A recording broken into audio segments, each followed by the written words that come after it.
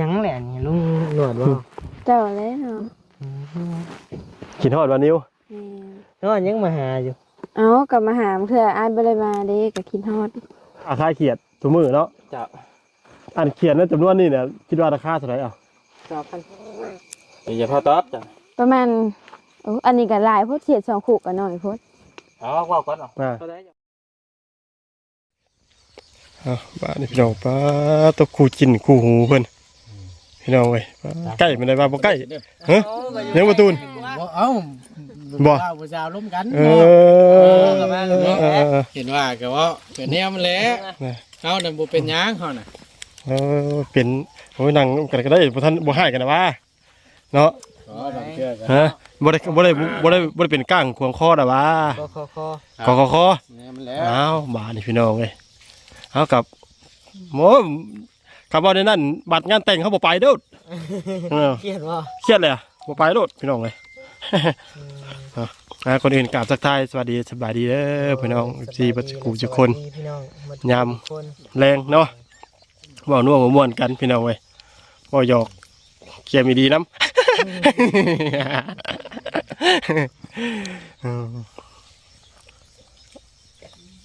ใส่ได้นี่หมูกระทะกินเบิดเลยพี่น้องเว้ยแต่เมื่อคืนวันนี้จะเก็บเตาบ่เนี่ย เครียดเอาสินี่แหละ บ่เก็บเอาเมื่อเดี๋ยวว่าอันอาจจะเอาเมื่อว่าเตานี่ บ่แล้วเอาเมื่อนี่ ยันว่ากินหมูกระทะ พี่น้องเพิ่นแล้วใส่ บ่ แม่นแต่ว่าเงินเฮาซื้อ แม่นบ่ แม่น ก็ให้ได้ผู้บ่าวผู้สาวเนาะได้ใช่ มีตอกว่าแม่ นั่งคุณก่อนน้องกัน เพิ่งอ่ะ สบายดีพี่น้องดีจอบเด้อพี่น้องเลยเนาะ แม่บ่อยู่ จ้ะ อยู่ห่างได้ บ่มีหยังหลายพี่น้องเอ้ยตำรวจก็มานั่งนั่งลมเล่นน้ำนองน้ำนงเพิ่นทำเอานิ้วก็ถ้านั่งหมู่อื่นก็บ่นั่งพี่น้องตำรวจที่นั่งก็ขับกัน เป็นอะไรขี้งัว ขี้หมูติใหญ่บ่ฮะ บ่ได้นั่งรถลุงเลย แนวเจ้านั่งเลยติ นั่งเลยใส่ขี้งู ฮะ นั่งรถนะ นั่งรถ มันเป็นคุยสันดี คุยเช่นดี ต้องสิซักเด้อบัดแม่ครับแม่ที่ พี่น้องบ่ดังเลยเด้อพอดีเฮาบ่มีไม้พี่น้อง โดย เนาะ ได้ไม้เฮาไม้เฮานี่ บ่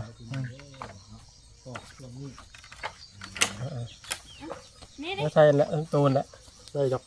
นี่หน่วยมันนี่ลุง ฮะ พี่หน่วยมันน่ะ เอ้าบ่เห็นบ่ซะนี่บ่ได้ใส่ไม้ถึงลืมเลยพี่น้องเว้ย เอาไม้จะเป็นยังน้ำท่วมบ่ ตั้งแต่พูดแล้วเด้อนี่ก็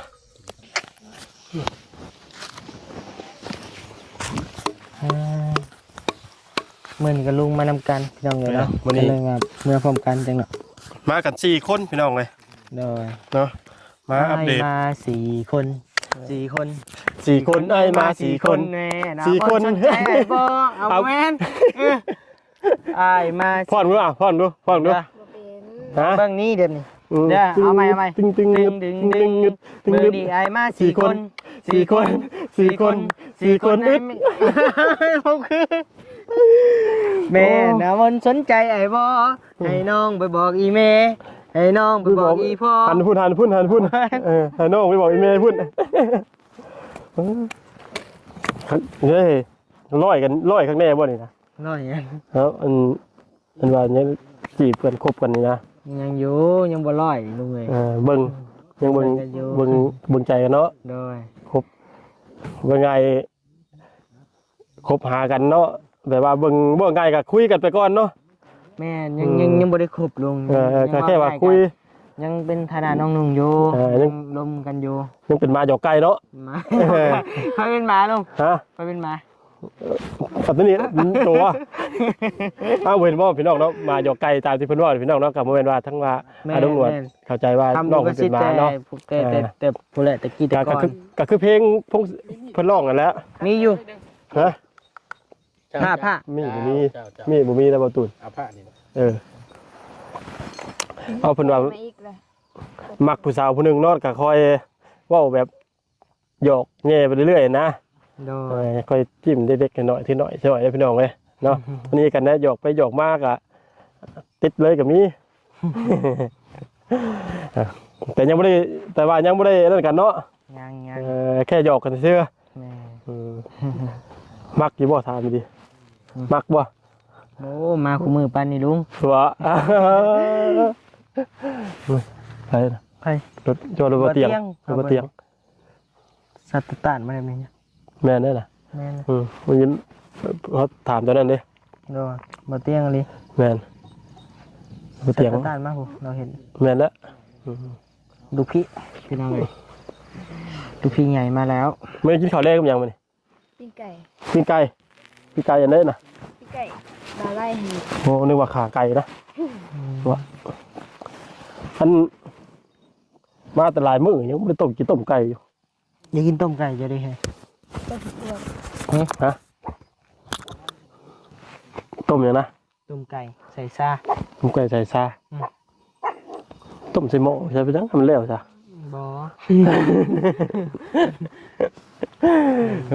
เนาะ เตข้าวตะกี้พอเฒ่าเฮ็ดสิกินใส่ซ่าอู้ยแซ่บลุงเอ้ย เคยบ่เขายังบ่เคยหยัง แซ่บหรือเมา ใส่ซ่าได้ แซ่บหรือ บ่ เมา บ่ได้เมาได้ซ่าเอาใส่นิดเดียวเด้ บ่ จะบ่เคยจะบ่ลุง เคยเห็นแต่อันว่าในผู้ใหญ่ผู้เฒ่าลุงแนบอันว่าลำเมาซ่าเนี่ยในชานก้อมเห็นเคยเห็นอยู่อันลุงแนบเมานะเมาซ่าแลนว่าอัน เฮาน่ะพอเฒ่าเฮ็ดให้กินตอนน่ะ บ่ เรียกว่าใส่ซ่านะซ่าสิปนเมืองพีนเด้ซ่ามันรสแซ่บหอมกินเข้าไปนี่สดจนบ่อยากปาบวงบ่แล้วอุ้ยน้องเอ้ย บ่ เจ้าบ่เคยรีบ่ลุง บ่เคยเขาบ่ได้เพราะว่าคำใส่เนี่ยเขาบ่กินนั่นน่ะคือเรื่อง มันเป็นจังได๋ เขาบ่มักเขาบ่มักเขาก็เลยหากเห็นอยู่กับเพิ่นเฮ็ดเพิ่นอยากแต่เขาบ่ได้กินน่ะนะ เว้าเรื่องซ่าเด้อพี่น้องเด้อเนาะยันต่างประเทศยันพี่น้องพ่อแม่เพิ่นอยู่ต่างประเทศซ่าอยู่ลาวเฮาบ่ได้ผิดกฎหมายพี่น้องเอ้ย บ่ได้ผิดบ่จ้ะ บ่ได้ผิดใด ได้ เอามาแปรรูปอาหารนี่บ่ได้ผิดใด ถึงว่าก็เพราะว่าเขาบ่ค่อยฮู้ปานใดเรื่องนี้ จักแลจิบมีดเป็นซ่าแท่งมาสู่พอดๆนะ จักบ่ฮู้จ้ะเพราะว่าเขาบ่ค่อยมีประสบการณ์แล้วก็บ่ค่อยมีความรู้เรื่องด้านนี้ มันถึงจ้าบ่อน ฮะ ซ่าบ้านเฮาผิดกฎหมายบ่อย อย่างว่าเด้อเนาะ เนาะโดยทั้งประตูน เพราะว่าเฮาเห็นกระปุกอยู่แคมป์หน้าหลาย เพิ่นรักปลูกแล้วเนาะ ๆแม่นบ่เอาผิดอลีบ่อน บ่ได้ เอาเด้ แต่กินเป็นยาก็ได้อยู่ เพิ่นกินเป็นยาจ้ะบ่คือว่าได้ยินว่าเฮือนละ2ต้นบ่ ให้เพิ่นอนุญาตให้ปลูกบ่ให้อนุญาตให้ปลูกบ่ แม่นแล้ววะหรือบ่ฮู้หรือว่ากฎหมายบ่ถึงไปจังเฮา จังว่าเขาเปลี่ยนเรื่องซะเนาะ เป็นเรื่อง ลองให้ เดี๋ยวบ่ฮู้บ่อยากว่านั่นเอง เขาบ่ฮู้รับนี่จักจังใดอยู่เนาะแต่ขอโทษขออภัยน้องพี่น้องเนาะก็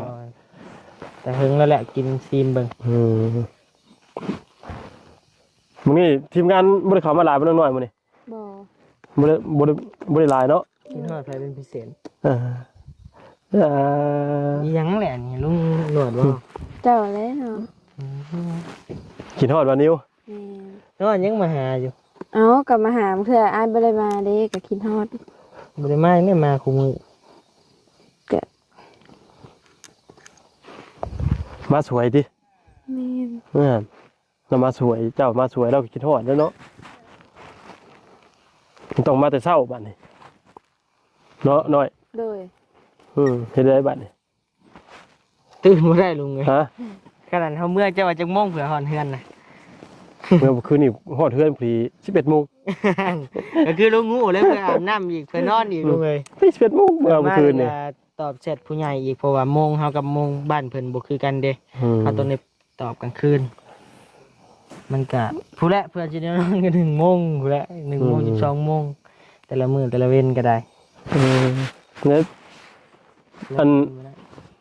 ยังบ่ได้มีข่าวดีว่าเจ้าก็ ข่าวดีเนี่ยได้เนาะ เอาข่าวดีแบบประเภทแบบเกี่ยวกับเพื่อนซ่านน้องเพิ่นได้ว่าเกี่ยวกับห้องน้ำห้องในไปสินะ ยังเนาะ ยังบ่ หลอดๆเลยว่ายังมีแต่เรื่องเล็กน้อยเนาะมื้อเว้นนี่ก็มีข่าวดี200,000กีบพี่น้อง300 บาท กับเมื่อวานนี่ก็ 1,000 บาทก็ยังบ่ได้เป็นสิ่งเป็นอันเนาะยังเรื่องเกี่ยวกับเฮือนกับซ่านก็ยังบ่ทันได้มีเรื่องอันนั้นก็ยังบ่ทันได้มีบ่มีเงินก้อนนะลุงยังบ่มีหยังเลย เพราะว่าทั้งหนวดก็บ่มีพี่น้องเนาะก็ยังบ่มีหยังเลยแต่ก็บ่มีแบบว่าที่เสื้อผ้าน้องเพิ่นอีหยังนึงหนวดก็ยังบ่มีพี่น้องน้องก็มาด้วยใจมาโตเปล่าพี่น้องเอ้ยมา ด้วยความคิดฮอดคิดถึงนะมาอัปเดตให้ทั้งพี่น้องที่เพิ่นว่ากำลังติดตามน้องเพิ่นเนาะให้เบิ่งให้ชมพี่น้องเว้ย เป็นหูเป็นตาผู้ใหญ่ใจดีเพิ่น แม่นแล้วก็ เพิ่นเพิ่นอยากช่วยอยากซอยก็ยินดีหั่นนะ แม่น เข้ามาในนั้น ถ้าว่าผู้ใหญ่เพิ่นเนาะที่ว่าเห็นในคลิปแล้วเนาะว่าครอบครัวเพิ่นซ่านน้องเพิ่นเนาะอยู่ได้ใดกินได้ใดพี่น้องเนาะว่าขาดเขินส่วนใดเนาะอาจจะเป็นเพิ่นพาหนะห้องน้ำหมองอยู่พักอาศัย ห้องน้ำ เนาะ ได้สำคัญลุงเอ้ย แม่นห้องน้ำนี่ถือว่าหลักๆเลยเด้ โดยคันว่าเฮือนน้องก็คันบ่ได้ลีก็ได้ห้องน้ำซะ แม่นอยู่ ก็คือในนั้นอยู่เฮาก็ได้เนาะอยากช่วยทางห้องน้ำเฮา เพราะว่าห้องน้ำนี่มันจำเป็นแบบใดหนึงถ้ายามฝนเนาะ แม่ยาม มัน ฝน ลำบากพี่น้องเว้ย เขาป้าก็จักเหยียบงูเหยียบหยังเนาะ เหยียบงูแน่สารพัดสมมุติว่าสิเข้าป่าเนาะจังว่าคนหายปวกเอา เจ้าแล่นก็ไป พ่อใช่ดิ พ่อคนหายปวกอยู่บ้านย้ายไปหม่องนึงอีกผลกระทบเพราะผลบาดนี่ที่ประกางกระโจกจังซี่แล่น ป่าเขียวมันขึ้นนี่ได้บัดนี้ โอ้ย เพื่อสิเหอะไปบ่เป็นไง แม่นบ่หน่อยเคยบ่เอาถามเคยเนาะ เดี๋ยวเคยบ่น้อยเดี๋ยวว่าแล่นไปเลยก็หลุดออกข้างล่างเลย เคย บ่ได้เลย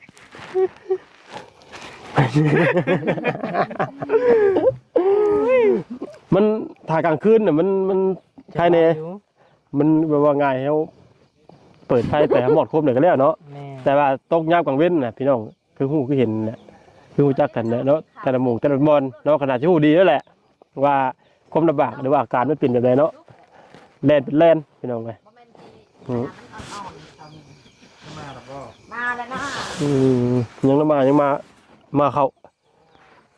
เกียรทุกข์กับพอดีแล้วแหละ อ๋อทักแม่ดีบัดนี่พี่น้อง ปีเขีย ปิงเขียด หนึ่งเข้าหาสิมาบ่หน่อยน่ะคือมาคำเด้อ ตอนเว้นถ้ามีอยู่พอดีแม่จางให้มา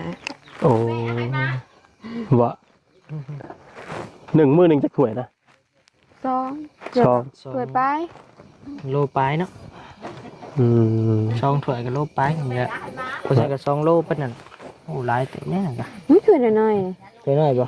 ถือน้อยถ้วยเจียวไปยักบ่ ๆนี่ โอ้เอาขึ้นว่าถ้วยขนอนะเนาะลุง โอ้ เนาะ ถ้วยนึงถ้วย 2โลเว้ย ช่องถ้วยก็ปลาไปเกือบ2 โลเลยเนาะ แม่ แต่ว่ากาว่าอย่างหนึงน้องเพิ่นก็คิดว่าครอบครัวหน่อยเนาะครอบครัวบ่3 คนพี่น้องเอ้ย จำเฮากินจำ20,000นี่ก็เรือเลยนะมื้อหนึง แม่น 20,000 30,000 มันมืดเนาะเดี๋ยวเขาสิมันก็พี่น้องเว้ยเห็นพี่น้องบ่เห็นยับเขาใกล้ๆกันเขาก็พอดีตำรวจกับมีโคมพี่น้องเมื่อวานทั้งเว้านิ้วเว้าลีเพิ่นน่ะมอบ โคม ให้ เฮาก็มีในรถ แต่ที่นี่แหละป้าไว้ในรถรถจักรหรือว่ารถมอเตอร์ไซค์เนี่ยพี่น้องเพราะว่าตำรวจมารถใหญ่น้ำน้องนิ้วเพิ่นเนาะก็เลยบ่ได้มานำพี่น้องเลยเนาะก็เลย ต้องอยู่มือในจักหน่อยขอโทษขออภัยเนาะ มื้อนี้รู้สึกว่าหมอกสิตกไวได้มื้อนี้ ช่วยเย็นๆเนาะ พอเจ้าไปใช้บ่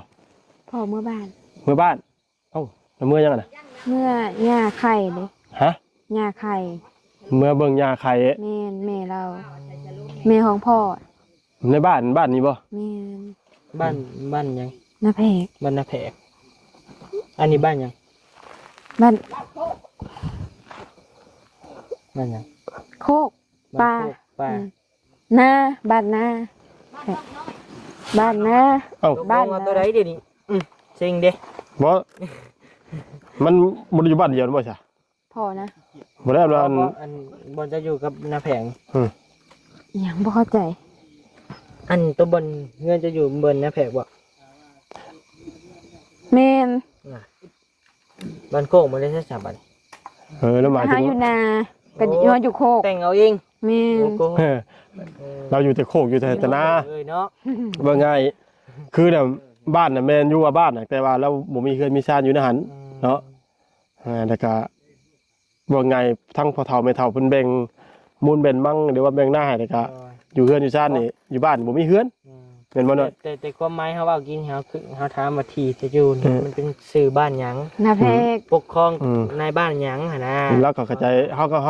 เข้าใจเป็นว่าอีกบ้านนึงเนาะ แม่นคิดว่ามันจะเป็นบ้านอื่นหั่นนะแต่ที่จริงมันก็อยู่ในการปกครองของ เจ้าหน้าที่บ้านนาแพกนะ แม่น เขาทำลักษณะนั้นแล้วเรียกว่าบ้านโคก บ้านโคกนี่ใช้เฮาอ่ะอ่า อยู่แต่ในโดดในป่าดินานๆที่ปีหนได้เข้าในเมืองเนาะ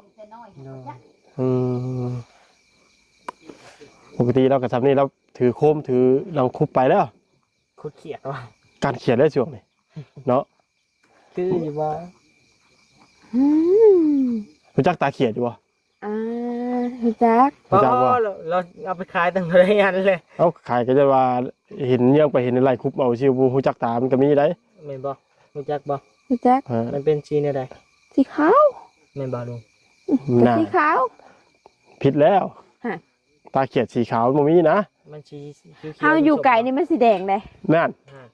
เจ้าก็ต้องว่าตาแดงเลย เวลาเฮาอยู่ไก่ถ้าเยือกไปมันสิเป็นสีแดง แม่น แต่เฮาอยู่ไก่มันสิเป็นสีขาว ถึงแล้วอีกบ่ลุงแล้วให้เชียนกับเจ้านะลุง บ้า น่ะ บ่ยอมนะบ่ยอม ทางนั้นบ่ยอมเลยเป็นความเราได้ ใช่แล้วติ ปิ้งเนี่ยเป็นที่ยังบัดนี่ พี่สียัง สีแหละสีแซ่บ เออ ๆถึงใจ อืม เอาพี่น้องเลยเอานายมีคนเดียวพี่น้อง นั่งคนเดียวเหรอ เห็นบ่ ไปเบิ่งเราเลยไป ไป แล้วพี่น้องแล้วนั่งอยู่คนเดียวแล้ววะ ที่ไอ้ เจ็ดสิบเอ็ด น่าได้ ลูกเดียวดีกว่า เจ้าเหรอพี่น้องเลยปีงเขียดเฮ็ดเองกับมือเลยบ่น่ะ สมุกขมุมอยู่เบิ่งนี่เด้ เนาะ ไปดีเฮ้ย อยู่ผู้ใดอยู่ใกล้บ่นี้ผู้ใดเจ้า ไป น่ะ ดีเด้อสวัสดีเด้อพี่น้องบ้องปลายเมิดทุกคู่ทุกคนพี่น้องเอ้ย พี่น้องที่ น่ะ เอ้ยมาด้วย อันน่ะเขียดพี่น้องเลยพอดีทั้งหนวดเป็นชื่อเขียดเลยที่เขียดกินมาซะเนาะก็ เพื่อนแท้หน่อย ถือว่าจะลนพอสมควรเลยพี่น้องกันเนาะเห็นบ่ลุงหนวดของข่อยเบิ่ง เห็นอยู่ ว่าแห้งค่ะเนาะ เขียดกินทั้งบ่เตียงก็เข้ามาเลยเนาะพี่น้องเลยเออ น้องหน่อยยับไว้พี่กันจังหน่อยนึงก็ได้เพราะว่าบ่เห็นหน้าเจ้าเจ้า เอาลงก่อน อ๋อทางนี้กัน เอาหัวลงก่อน จะหมุน ทอด น้ำ น้ำข้าว ตอนสิปิ้งนี่ได้กินนี่ข้าวยังบ่ทันใน กินนี่แหละ กินเพื่อน มีเพื่อนบ่ มากินอยู่กระตูพ่อก็ได้แล้วน้องนี่เนาะ เนาะเอายังไปเฮ็ดเวียกอยู่ อืม บ่อยู่บ่เช้าลุงเอ้ยแต่ละมื้อแต่ละเว้น อื น่ะ ม ไหลเลยพี่น้อง โดย พากันไปคุดภูมิ1มื้อแรง บ่ แม่ ไปคุมยังอ่ะน่ะคุมมันบ่ สถานที่พักรถเฮาเด้ โอ้ ปืนเริ่มพี่น้องเด้อ มื้ออื่นเนาะเริ่ม มื้ออื่นบ่ โดย หน่อยเมื่อผ่าสดไปเลย เมื่อบอกรถใส่เด้อ นี่ค่ะ 200,000 บ่แล้วแบ่งน้องเท่าใด แบ่งกันได้ ผู้สร้างผู้ชา แบ่งกันส่วนของเจ้าผู้แล้วตัวน่ะเจ้า หลังจากที่เจ้า อันนั้น แบ่งกันแล้วเจ้ากับแบ่งน้องอีกต่างหากดิอืมเอา โอ้ยอยู่กันเนาะ โอ้ยถูกกัน มันหอมเป็นเขียดเลย หอมกับหอม พัก พวก แพงกันดีๆเนาะ มันเปื้อนปิ้งเครียดกว่านี้นะ ก็ได้พี่น้องแพงอยู่แพงหน่อยแต่ว่ามัน อืม มันคือพี่น้องโหแล้วเนาะมันติของกินเฮาก็แย้งอะไร มันหนีลูกมันเลยลูกกินนุ่มไปเวลามันกัดกันนี่ป้าตัว น่ะเห็นบ่ ยังไง แม่ยังสิบ่รอดเลยสู้ก็จะกินอะไรกว่า น้องอะไรกินอยี่บ่เขียด กิน โอ้ขายเขียดก้านเขียดบ่กินเขียด เอากระมีได้ดูเงยเกี่ยวเลย เนาะแม่นได้คือเดินเพื่อนทางบ้านเทิมดิ ไทยบ่เครียด เรา อย่าพาไปมาก เราว่าถามเราว่า ทานนะ เจ้าคือบ่กินกบเหรอบ่เหรอข่อยหน้าคือก็หน้าคือกบข่อยบ่กินกันเองแล้ว สร้างว่าวเนาะ ใช่คือเอาฉันบอลบอก แม่น ได้น้องนี่ มันได้ขางนึงบ่จักบ่ยาว ค่อยใจเย็น อย่างเลย เราบ่ไหวเลยติอายุทางน้องน้อยยังว่าห้องทอกมาเด้อ แต่จะมาห้องอีนบ่เฮงเลยเห็นบ่ ยังไอ้ก็ได้เนาะดิบ嗯อืม ทิมเคยทิมยังนะ กันเลย มันเป็นแท้ เบิ่งแกงเขียดให้เบิ่ง มกเอาจะขี้เท่ามันบ่อย ไม่จังแต่ยังตักบ่ นี่บอลนี่รถ มาเราไปต้มมีเราไปล้างนะฮะ ว้าว ล้างบ่ เบิ่งก็เราคัดเหลืองพวกไอ้เงาเลยเป็นพวนมันเห็นมันเกลื่อนของเรา กินน้ำคือเก่า กินน้ำคือเก่าจมชื่อ ทำกันสิเหรอ น้ำกัน ถึงยุบเลื่อยแท้ ยุบเบื่อใช่แล้วมันน่าชุกเลยเนาะแล้วเราเซียนปิ้งได้น่ะ คนหิวก็หิวอยู่ ตามหลักการมันก็ต้องนั่นแหละยังไงน้องนิ้วเอามาซุ่มให้กันเพื่อควรน้ำขาม ดูเอามือจกเข้าไปเลย โอ้ ก็ แหน่ ได้เอายังจุ่มใส่ พี่น้องแต่ว่าขางนี้มันทันได้เหลืองเนาะ เริ่มเรือง แต่ว่าชูเพิ่นไปจักบ่ยาวนี่ ฮะ ชูเพิ่นไปจัก อย่ามันใจเย็นยังเลย บ่ จะไม่เคี่ยวเขาเนี่ย บ่เรืองไงได้นี่ลุงจะเบิ่งได้หมด ใช่ ห้อยอยู่บ่เอาไม่เฮานี่ไอ้ จะ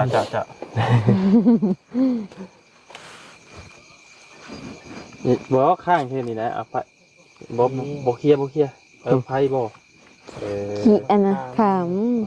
เบิ่งเต็งเขียดให้เบิ่ง พร้อมเลยเห็นบ่เนี่ยว่าจะได้ลูกได้เมีย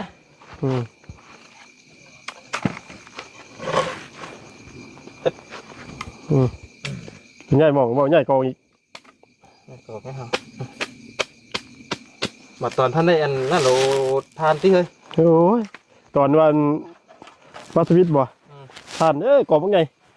บัดพออันนั่นโล โอ้เค เป็นยัง มึงบ่ได้คุยดอกพ่อมึงสิห่วงเงินเลย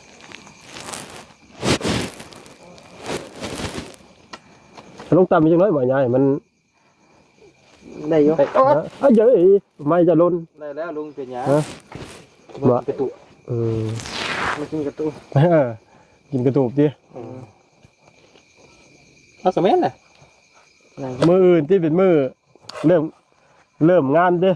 โดยไปวันนั้นไปดินบุญบ่ ำบุญบ่ โดยไปขางรถได้ไปเก็บเงินฝากรถได้ ได้สำหรับเก็บนี่ถ้าข้าวเก็บของเฮาได้ โอ้ มาล็อกเลย เป็นไปอย่างเอาไปได้ อ้าวไอ้ส่วนเนาะหั่น นั่นดีเหรอ เนาะ นั่นมันเป็นเนาะ นั่นแหละกูสร้างกูสมเนาะ เนาะ บ่ได้ผู้สาวผู้ชมต้องให้ครัวไว้ วันเสร็จแล้วบอกมีแต่ให้เมียนะเนาะ ฮะ ดีประเภทเมียดีเป็นอย่างเหมือน บ่ให้บ่ เอ้า มันคมคู่หรอวะ ทางเอาเด้อแพงเด้อ มัน ทำของมันคมสกู มันคือที่สุดแล้วผมว่า ก็แม่บ่ กลัวดีต้องเลยนะทำเพลงกลัวดีเรื่องเมียนี่ป้าเธอมาย่าเป็นคนบริเพลูกเพเมียได้พี่น้องเลย เอาชนะซิว่าหยอกคือเด้อ หอมแล้ว พอมาดู เริ่มหอมแล้ว น้ำมันเริ่มออกเลยเนาะ โอ้ เอาน้ำมัน มี มา กิน ทา น้ำนะ โบทาโบแซ่บเป็นหนังเลย บ่ มันก็จะจืดเนาะมันอยู่แต่มัน มันแบบมัน แม่น แล้วเขาจะถามใคร ปั๊บชิมเลย แม่น นั่งอยู่ชื่อๆนะอุ้ย ซอกใช่ดิ เขาจะถามน้องน้อยว่าในฐานะเพิ่นเคยเป็นแม่ค้าขายเขียดทุกมื้อเนาะ จะ อันเขียดนั้นจำนวนนี้เนี่ยคิดว่าราคาเท่าไหร่เอ้า 2,000 อย่าพอตอบจ้ะ ประมาณอันนี้ก็หลายโพดเสียด2คุกก็น้อยโพด เอาว่าก่อนเนาะ เท่าไหร่จ้ะบ่ 50แต่ว่ามันก็หลายโพดบ่50ล้านพอบ่ ใส่ เท่าไหร่แล้วเดาเดี๋ยวมันเป๊ะๆนะ เกือบถืออยู่กินฮะรถหนองทำกิน 50 ทำไม ไอ้เดาไป4,000 แท้ไอ้ไปใส่เบิ่งในคุกมันหลายได้ใส่คุกแบบอันนั้นได้ 4,000ได้บ่ ไอ้ซื้อเท่าไหร่ซั่น บ่ฮู้ไอ้บ่ซื้อ ลุงหนวดเยอะ ราคาไม่ใหม่ได้ 40บ่ซื้อน่ะ ก็เจ้ารูด บ่ ยันเมนอยู่จ้ะ แม่นจังหวัดยามแรงเนาะเบายาว แม่นก็เจ้ายังไม่ได้ขายเจ้ารูดเอง แน่นอนดิฉันนี่แม่นอยู่ได้ยินแล้วเว้าอยู่แม่ค้าแล้วเว้าให้ฟังแล้วมันค่ำแล้วเหรอวะ เพราะว่าเพิ่นเจอไว้ก็ยังมันตายตัวมันเหี่ยวดิ แม่นมันงอมเนี่ยได้ยินเพิ่นเว้าอยู่แม่โอ้ พี่น้องขอโทษขออภัยผู้ใดที่บ่กินเกียดเนาะ สำหรับส่วนตัวบ่ยาวแหละมักพี่น้องเลยเนาะมักกินเนาะบ่เตียงก็มักคือกัน นี่ตัวนี้ไง บ่ได้เลยกินในตัวเฮ็ดเอเล่ ลูกพี่ใหญ่เฮาก็มักคือกันบืนลงตลาดเช้านี่ชื่อหนูมาก้อยกินบ่ ยังมีอยู่บ่ ยังช่วงหนูเลยช่วงนี้ ตัววายบ่ ยังพอมีอยู่น้องช่วง ตัววายดูพุก หนูยังก็ได้ ลุงบ้านลุง พวกคนหนูชิงกับบ่วายเด้อเฮ้ย โอ้กับหนูว่านก็เพิ่นเอาน้ำหอมเขาเด้อเต็มแตกพวก หนูต้องดำบ่ ต้องลุงต้องขาว ต้องดำต้อง ต้องดำนิดหนูนี่ บ่เพิ่นกินอยู่บ่หนูทองดำน่ะ กินเลยเบิดหนูนะแต่มันบ่แซ่บ เพียงตัวมันคิ้ว ประมาณนั้นเรื่องกินนะมันกินได้เบิด เอากินบ่ลงหนูบ้านเขาว่ามันเปื้อนเขา กันแนวมันแหละ แล้วก็ มันแนวมันอยู่แล้วตัวนั้นเขาสิกินลง เดี๋ยว ขนาดหน้าเท่ๆยังพอยังบ่อยาก แมน หนูท้องดำนะ ว่าแต่หนูท้องดำแล้วกับหนูท้องขาวนี่ก็อยู่เทั้งเพียงยังเคกันนั่นแหละ บ่ แมน มันตัวน้อยคือกันบ่ มันกับบ่น้อยเพื่อนใหญ่ทำหนูท้องขาวไปแล้ว แต่ว่าคือคล้ายๆว่าเขานึกภาพมันกลิ่นของที่บ่สะอาดเด้ กินไก่ อ เกิดกับมันกินไก่จ้า แมน ประมาณนั้น แนมหนูนาเนี่ยมันกินหยังพวกผักบ่แม่นบ่พวกหญ้าพวกหยังบ่ กินมากระบกกินข้าวตามท้องไร่ท้องนากินหมักเล็บแมว แมน ไม่ได้เอาเลยแม่นดีแล้ว แมนดี หมักเล็บแมวนี่ไปหาตอนรุ่นยิงกับลุงนี่แล่นเลยไปมาสิดามสิเกาะท้องมันนี่บ่เกาะน้ำหมักเล็บแมวเลยเนาะ มีแต่หยั่วมันเกาะดีบ่ บั เกาะ ด จักเที่ย บัดมือปอนกันไปตามรถบ่ ช่างเป็นแท้อันนี้ว่ะเอาลงก่อนเนาะทางนี้หอมทางดังมันพริกเบิ่งให้ผู้ชายพริกให้เด้เนาะ จะได้ลองมึงด้วยทุกจับกี่บ่ เป็นไม่ค่าเคยปิ้งขายอยู่บ่บ่เคยปิ้งขาย เคยปิ้งกินอยู่บ่ ไอ้ชุกแล้วตัวน่ะชุกแล้ว บ่ทุก ยัง ตอนนี้ยังบ่ทุกเลย โอ้ยนั่นยังห่าง ได้อยู่ใจเย็นๆเนาะเพื่อหมู่ครูแล้วเลยต้องบ่เตียงกะ มันคิ้วน่ะคิ้ว แม่นกับเจ้าน่ะน้อง มันถือควันไฟเลยมันคิ้วเลย จะได้เพิ่นบ่ยอม แต่เนาะพี่น้องเนาะโอเคเนาะสำหรับคลิปนี้พี่น้องเนาะ